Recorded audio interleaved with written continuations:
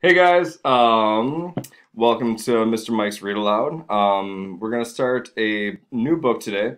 It's called Hatchet by Gary Paulson. This was one of my favorite books when I was a kid, and I think that you guys will really enjoy it. So, without further ado, here we go.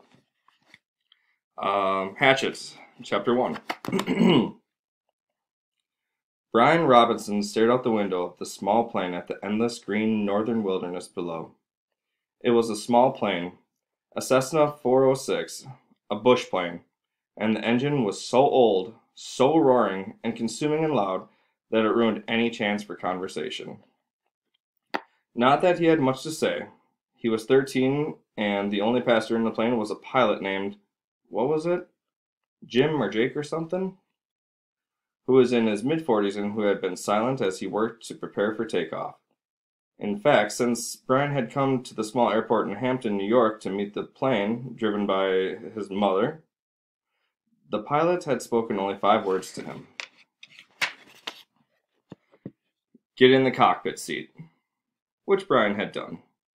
They had taken off, and that was the last of the conversation. There had been an initial excitement, of course. He had never flown in a single-engine plane before, and to be sitting in the co-pilot seat with all the controls right there in front of him, all the instruments in his face as the plane crawled for altitude, jerking and sliding on the wind currents as the pilot took off, had been interesting and exciting. But in 5 minutes they had leveled off at 6,000 feet and headed northwest, and from then on the pilot had been silent, staring out the front, and the drone of the engine had been all that was left. The drone and the sea of green trees that lay before the plane's nose and flowed to the horizon spread with lakes, swamps, and wandering streams and rivers. Now Brian sat, looking out the window with the roar thundering through his ears, and tried to catalog what had led up to his taking this flight. The thinking started. Always it started with a single word. Divorce. It was an ugly word, he thought. A tearing, ugly word that meant fights and yelling. Lawyers. God. He thought. He had hated lawyers who sat with their uncomfortable smiles and tried to explain to him the legal terms, how all that he lived in was coming apart, and the breaking and shattering of all the solid things. His home, his life, all the solid things. Divorce. A breaking word. An ugly breaking word. Divorce. Secrets. No, not secrets so much as just the secret. What he knew and had not told anybody. What he had knew about his mother that had caused the divorce. What he knew. The secret. Divorce. The secret. Brian felt his eyes beginning to burn and knew there would be tears. He had cried for a time, but that was gone now. He didn't cry now. Instead, his eyes burned and tears came, seeping tears that burned, but he didn't cry. He wiped his eyes with a finger and looked at the pilot out of the corner of his eye to make sure he hadn't noticed the burning and tears. The pilot sat large, his hands lightly on the wheel, feet on the rudder pedals. He seemed more a machine than a man, an extension of the plane. On the dashboard in front of him, Brian saw dials, switches, meters, knobs, levers, cranks, lights, handles that were wiggling and flickering, all indicating nothing that he understood, and the pilot seemed the same way. Part of the plane, not human. When he saw Brian look at him, the pilot seemed to open up a little bit, and he smiled. Ever fly in the co-pilot seat before? He leaned over and lifted the headset off his right ear and put it on his temple, yelling to overcome the sound of the engine. Brian shook his head. He had never been in any kind of plane, never seen the cockpit of a plane, except in films or on television. It was loud and confusing. First time. It's not as complicated as it looks. Good plane like this almost flies itself, the pilot shrugged. Makes my job easy. He took Brian's left arm. Here, put your hands on the controls, your feet on the rudder pedals, and I'll show you what I mean. Brian shook his head. I'd better not. Sure, try it. Brian reached out and took the wheel in a grip so tight his knuckles were white. He pushed his feet down on the pedals. The plane slewed suddenly to the right.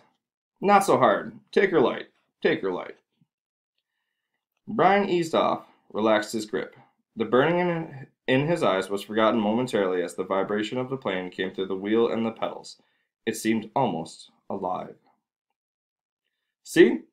The pilot let go of the wheel, raised his hands in the air, and took his feet off the pedals to show Brian he was actually flying the plane alone.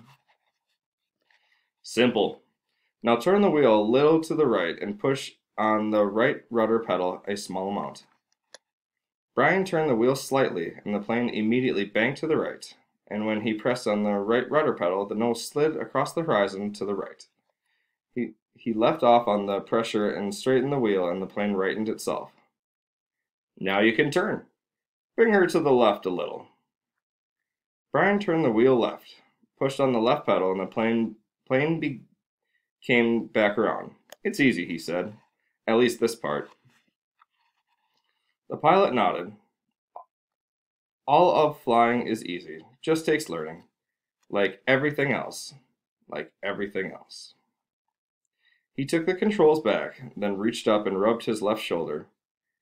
Aches and pains. Must be getting old. Brian let go of the controls and moved his feet away from the pedals as the pilot put his hands on the wheel. Thank you. But the pilot had put his headset back on, and the gratitude was lost in the engine noise, and things went back to Brian looking out the window at the ocean of trees and lakes. His burning eyes did not come back, but memories did, came flooding in. The words, always the words. Divorce, the secret, fights, split. The big split. Brian's father did not understand as Brian did, knew only that Brian's mother wanted to break the marriage apart. The split had come and then the divorce, all so fast, and the court had left him with his mother except for summers and what the judge called visitation rights. So formal. Brian hated judges as he hated lawyers. Judges that leaned over the bench and asked Brian if he understood where he was going to live and why. Judges who did not know what had really happened. Judges with the caring look that meant nothing as lawyers said legal phrases that meant nothing. In the summer, Brian would live with his father. In the school year, with his mother. That's what the judge said after looking at papers on his desk and listening to the lawyers talk. Talk. Words. Now the plane lurched slightly to the right, and Brian looked at the pilot.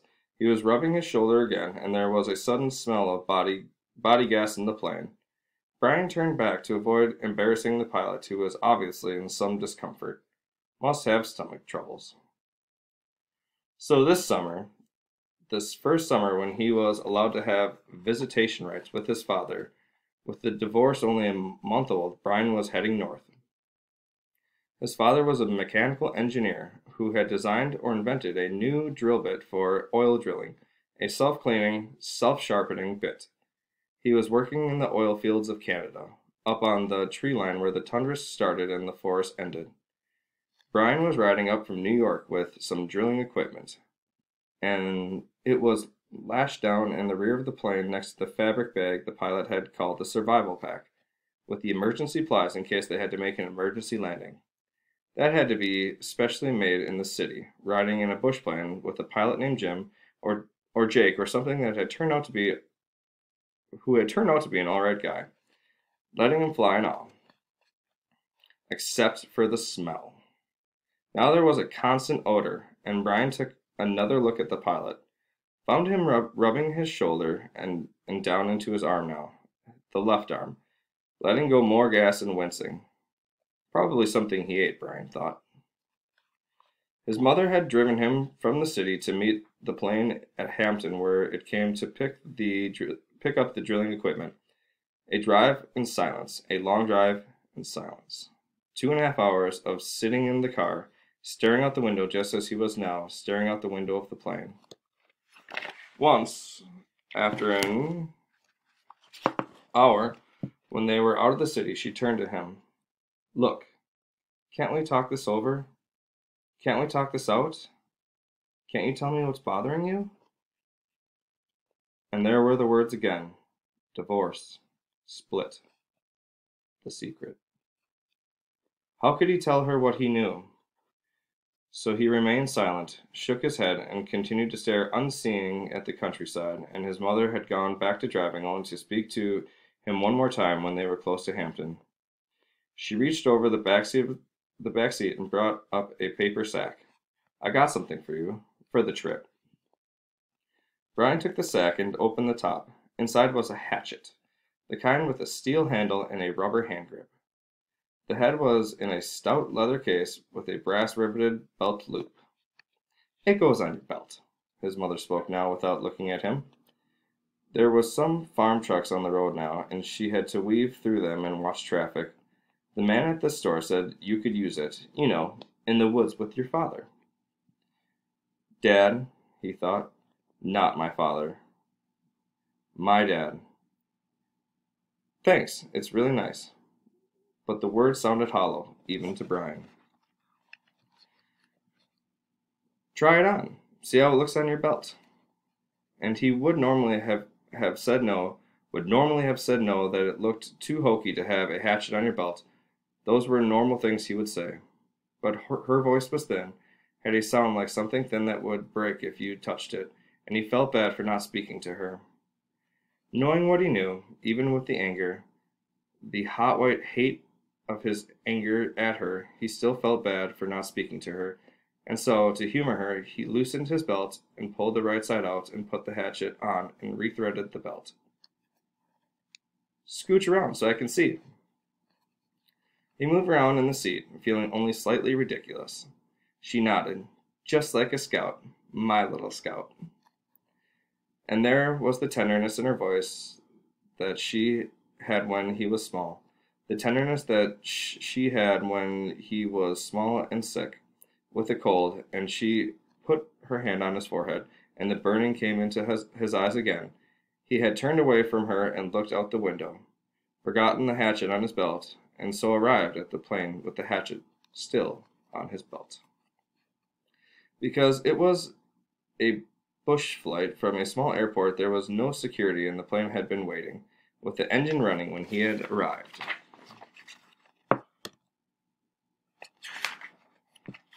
And he grabbed his suitcase and pack bag and run for the plane without stopping to remove the hatchet, so it was still on his belt.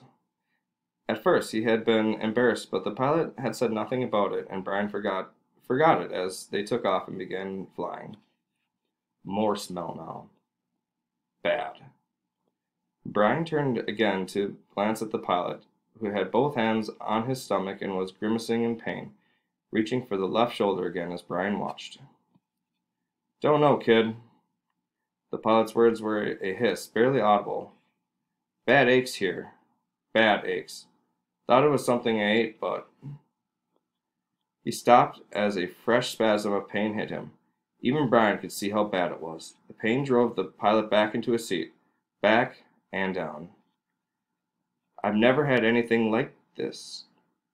The pilot reached for the switch on his mic cord, his hand coming up in a small arc from his stomach, and he flipped the switch and said, "This is flight 46. And now a jolt took him like a hammer blow, so forcefully that he seemed to crush back into the seat, and Brian reached for him. Could not understand at first what it was, could not know. And then he knew. Brian knew. The pilot's mouth went rigid. He swore and jerked a short series of slams into the seat, holding his shoulder now, swore and hissed. Chest! Oh God, my chest is coming apart! Brian knew now. The pilot was having a heart attack. Brian had been in a shopping mall with his mother when a man in front of Paisley's store had suffered a heart attack. He had gone down and screamed about his chest. An old man, much older than the pilot. Brian knew.